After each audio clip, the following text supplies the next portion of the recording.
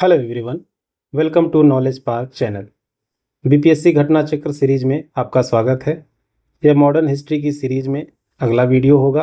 अगर आपने पहले के वीडियो नहीं देखे हैं तो डिस्क्रिप्शन में आपको लिंक मिल जाएगा, जिसमें मैंने पूरा एंशियंट हिस्ट्री कराया है और पहले के मॉडर्न हिस्ट्री के वीडियो भी मिल जाएंगे। तो शुरू करते हैं आज के नए टॉपिक के साथ, मॉडर्न हिस्ट्री के development of education in modern India. तो पहले क्वेश्चन के साथ शुरू करते हैं। Consider the following statements regarding Wood's dispatch of 1854. It recommended English as the medium of instruction for higher studies. It laid stress on female education and vocational training. तो देखते हैं ऑप्शन को। ऑप्शन नंबर 1 क्या है? Only 1, only 2, और option C both 1 and 2, neither 1 and neither 2। तो इसमें से ऑप्शन सी वाला ऑप्शन सही होगा एक्चुअली, क्योंकि ये 1854 जो वुड्स डिस्पैच जो एक्ट आया था, जो रिकमेंडेशन आई थी, वो हायर स्टडीज़ के लिए इंग्लिश को एक्सेप्ट किया गया था और इसमें फीमेल एजुकेशन और वोकेशनल ट्रेनिंग की भी बात की गई थी और इवन बाद में जाकर के यूनिवर्सिटी भी इस्टेब्लिश की जाती है, इसलिए इसको Magna carta of Indian education भी कहते हैं। तो बढ़ते हैं अगले क्वेश्चन के लिए। When did Macaulay issue his famous minute on Indian education? तो ये 12 फरवरी 1835, 12 फरवरी 1836, 2 फरवरी 1835, 1 फरवरी 1835। तो ये जो है 2 फरवरी 1835 को इन्होंने रिकमेंड किया था और ये मार्च 1835 को एक्सेप्ट किया गया था विलियम बेंटिक के द्वारा। तो इसको हम याद रखेंगे, बाकी इसमें ज़्यादा कुछ है नहीं याद करने के लिए। ये देखिए 7 मार्च 1835 को एक्सेप्ट किया गया था। दोनों डेट को आप याद रखेंगे, वो थोड़ा ऑप्शन बहुत ज़्यादा करीब होने की वजह से कन्फ्यूजिंग हो सकता है। तो 2 फरवरी आपको याद होना चाहिए। The foundation of the modern education system in India was laid in first charter act of 1835, Macaulay's minute of 1835, Wood's dispatch of 1854, Hunter commission of 1882। तो इसमें जो फाउंडेशन रखी गई थी वो 1835 में ही रखी गई थी एक्चुअली, जिसमें पर्शियन लैंग्वेज को हटा करके और इंग्लिश को मीडियम ऑफ इंस्ट्रक्शन बना दिया गया था मॉडर्न एजुकेशन के रूप में। हालांकि मॉडर्न एजुकेशन किसी भी लैंग्वेज में हो सकता है। Modern education is more related to knowledge with facts and facts. तो लेकिन वहाँ पे ब्रिटिश लोग अपनी लैंग्वेज को ज़्यादा प्रायोरिटी कर रहे थे, तो इस वजह से उन्होंने इंग्लिश लैंग्वेज को किया। तो हंटर कमीशन भी एजुकेशन से ही रिलेटेड है। इसमें भी एजुकेशन की थोड़ी सी बात की जाती है 1830 इन वाले चार्टर एक्ट में कि 1 लाख रुपए स्पेंड किए जाएंगे, लेकिन फाउंडेशन जो है वो मैकॉले मिनट ऑफ 1835 ही करेक्ट होगा। अगले क्वेश्चन की तरफ मूव करते हैं। In which year was Banaras Hindu university established?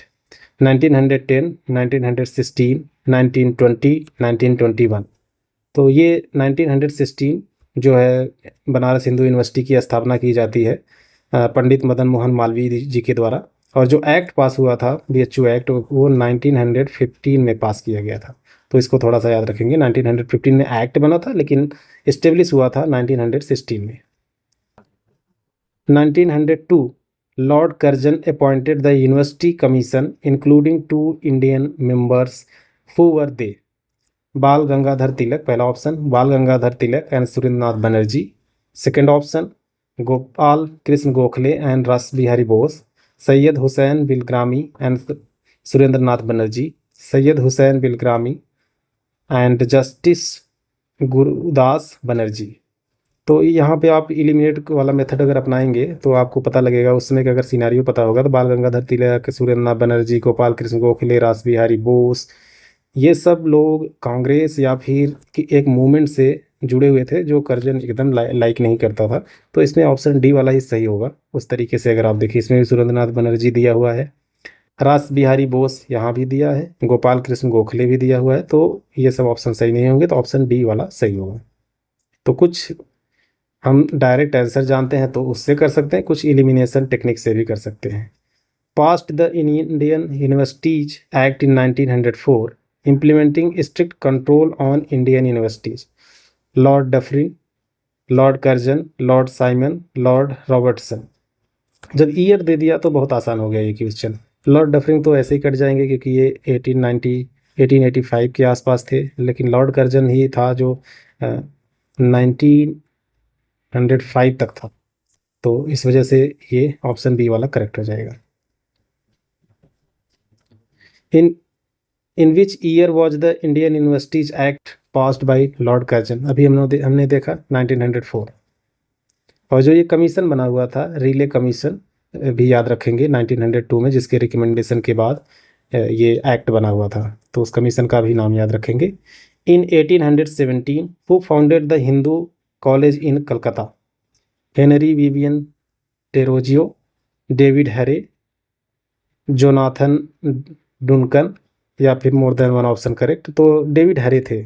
इस हिंदू कॉलेज की स्थापना करने के लिए राजा राम मोहन राय ने भी हेल्प की थी। इसके जो अलग दूसरे जो एसोसिएटेड मेंबर हैं वो आप देख लीजिए, महाराजा राधाकांत देव, डेविड हैरे, दीवान बैद्यनाथ मुखर्जी, ये लोग भी इससे एसोसिएटेड थे, तो वो भी ऑप्शन आ सकता है, तो उसको ध्यान रखेंगे। Establishment of fort William college in Calcutta, ये क्वेश्चन अच्छा है और कंफ्यूजिंग भी है क्योंकि बहुत करीब आंसर बनाए गए हैं। Was established in 1802 AD for historical research in Indian languages? Second option, was established in 1802 AD to understand Indian culture and tradition? Option number 3, established in 1800 AD solely in train Indian civil servants. Established in 1800 AD to train civil servants in Indian languages. Civil servants को actually train करने के लिए ये Indian language में ये बनाया गया था, तो ऑप्शन डी सही हो गया। When was the national council of education established? तो बहुत ही करीब करीब आंसर एक्चुअली लिखे गए, सारे 15 अगस्त को ही लिख दिए गए हैं, तो इसको अगर सही से कोई पढ़ा होगा तभी कर पाएगा। 1906 में एक्चुअली ये हुआ था, तो ऑप्शन डी सही हो जाएगा, 15 अगस्त 1906। When did the British government appoint Sadler University Commission for reforms in education? Then 1919, 1917, 1921, 1896। तो ये 1917, तीन चार एक्चुअली एजुकेशन में जो कमीशन है वो याद रखनी चाहिए। एक तो मॉर्ले मिंटो जो मैकॉले जो 1835 में आता है, मैकॉले। दूसरा वुड्स जो कि 1854 में आता है, हंटर ये जो 1882 में आता है, उसके बाद सैडलर ये जो 1917 में आता है। एजुकेशन में यही 4 कमीशन ज़्यादातर एक्चुअली पूछे जाते हैं। तो बढ़ते हैं अगले क्वेश्चन की तरफ। In 1940, Patna Women's College was established by which of the following societies? Sister of the Apostolic Carmel, Society of Jesus, Iris Christian Brothers। तो इसमें ऑप्शन ए वाला सही होगा। इसका जो एक्सप्लेनेशन है थोड़ा सा देख लेते हैं। Patna women's college is the first institute of higher learning open to cater to the educational need of women. ये जो सुलिवन थे, बाइसॉप थे, अब पटना के जो फाउंडर माने जाते हैं इनको, और एम जोसेफिन और apostolic Carmel superior colonel general थे। इन्होंने एक्चुअली पटना वुमेंस कॉलेज को खोल करके ये कहा था, presented it as a gift to women of Bihar. और ये जो मैनेज किया जा रहा था सिस्टर ऑफ एपोस्टोलिक कार्मेल के द्वारा किया जा रहा था, इसको याद रखेंगे। Who laid the foundation stone of national college and Bihar Vidyapeeth? तो डॉक्टर राजेंद्र प्रसाद, मौलाना अब्दुल बारी एंड सी महात्मा गांधी। तो महात्मा गांधी के द्वारा किया गया था। उसमें कई सारे कॉलेज और यूनिवर्सिटी खोले जा रहे थे 1921 के आसपास, तो इसमें से एक बिहार विद्यापीठ भी था, एक बनारस विद्यापीठ भी है। Who was the Asiatic society established in Calcutta? Warren Hasting, sir William Jones, Raja Ram Mohan Roy, T B. Macaulay. तो ये थे sir William Jones. Sir William Jones जो है 1784 में इंडियन लैंग्वेज पे रिसर्च और इन सब चीज़ों के लिए खोला था। Development of press in modern India, तो इसको भी, ये भी बहुत इंपॉर्टेंट टॉपिक है बीपीएससी के पीटी 2025 के पॉइंट ऑफ व्यू से। Who among the following repealed the vernacular press act of 1878। ये एक्ट पहले पास किसके द्वारा किया गया था, इसको भी बताइए। Lord Ripon, Lord Lytton, Lord Curzon, Lord Minto. तो ये एक्ट पास किया गया था लॉर्ड लिट्टन के द्वारा, लेकिन इसको रिपील किया गया था, मतलब ख़त्म कर दिया गया था 1882 में लॉर्ड रिपन के द्वारा, और इसको पास किया गया था 1878 में। दोनों चीज़ों को आप याद रखेंगे, ऑप्शन ए सही हो जाएगा। To what was Wood's dispatch of 1854 related? Modern education, establishment of universities in India, social reforms, so more than one of the above. तो ऑप्शन डी करेक्ट हो जाएगा। मॉडर्न एजुकेशन के लिए भी था, एस्टेब्लिशमेंट ऑफ यूनिवर्सिटीज, इसके द्वारा 3 university खोली गई थी, मद्रास, बॉम्बे और कलकत्ता में भी खोली गई थी। सोशल रिफॉर्म के लिए भी रिस्पॉन्सिबल माना जाता है इसको। The vernacular press act imposed severe restrictions on the freedom of Indian language newspapers. In which year was it passed? तो ये this was passed in 1878. I already explained above, so you can refer that explanation. Which of the following statements about the Vernacular Press Act is or correct?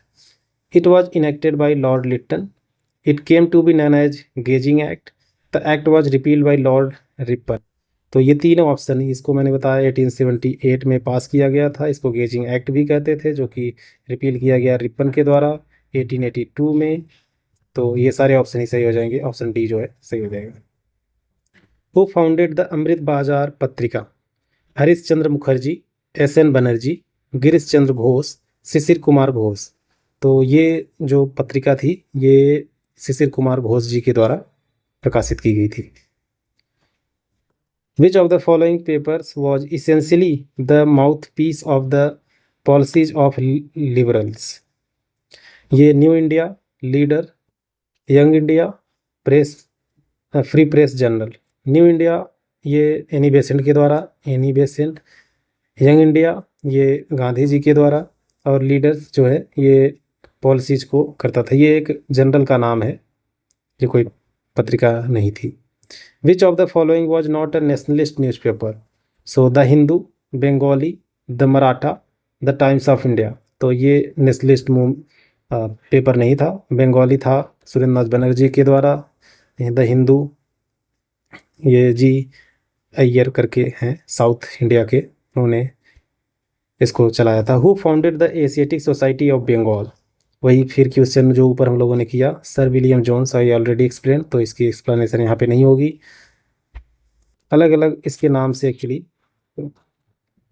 Who started the Asiatic society of Bengal in 1784? Again William Jones. Who first brought the printing press to India in the mid 16th century? Dutch textile merchant, British merchant, Portuguese machinery, Arabic manuscript writer. तो ये option C होगा, Portuguese के द्वारा आया था। Even पहला जो गोवा में ही खोला गया था इसको भी आप याद रखेंगे। The nationalist daily newspaper, the Indian national started it's publication in 1931। इस पेपर का आप नाम याद रखेंगे, द नेशनलिस्ट डेली न्यूज़पेपर। इसका पूरा नाम है इंडियन नेशन, स्टार्टेड 1931। दरभंगा के जो राजा थे उन्होंने स्टार्ट किया था इसको। To control the media in India acts were passed in. तो आपको अगर एक दो भी पता होगा तब वहाँ से भी कर पाएंगे आप। तो ये 1835 मैकॉले वाला टाइम, ये वाला अगर आपको ईयर याद है 1878 जो अभी गेजिंग एक्ट हम लोगों ने देखा, तो वहाँ से आप ऑप्शन ए जो है करेक्ट कर लेंगे।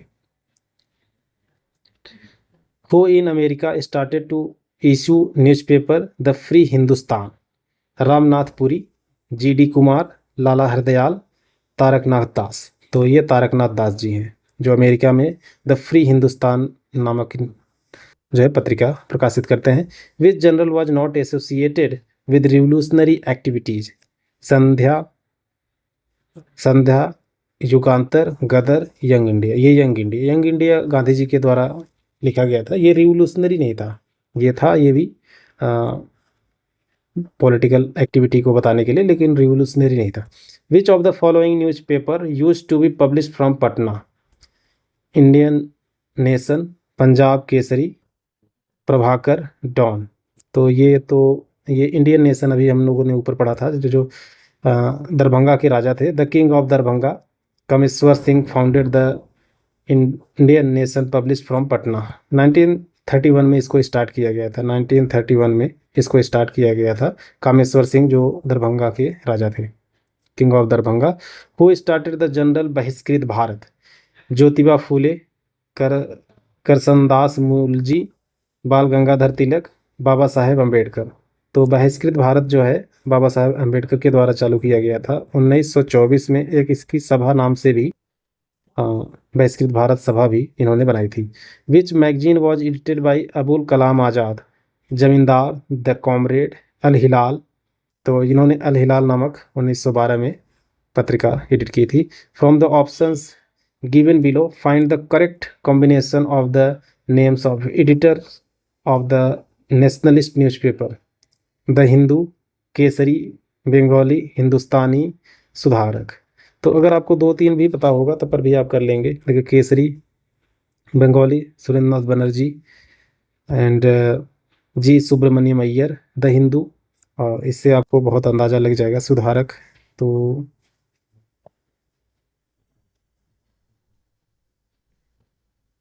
जी सुब्रमण्यम अय्यर पहला है। पहला तो 2 में है, सी और डी में भी। फिर बाल गंगाधर तिलक, हाँ ये जो बंगाली है सुरेंद्रनाथ बनर्जी, ये डी वाला ऑप्शन सही हो जाएगा, सुरेंद्रनाथ बनर्जी। और गंगा प्रसाद वर्मा जो हिंदुस्तानी नामक प्रकाश करते हैं।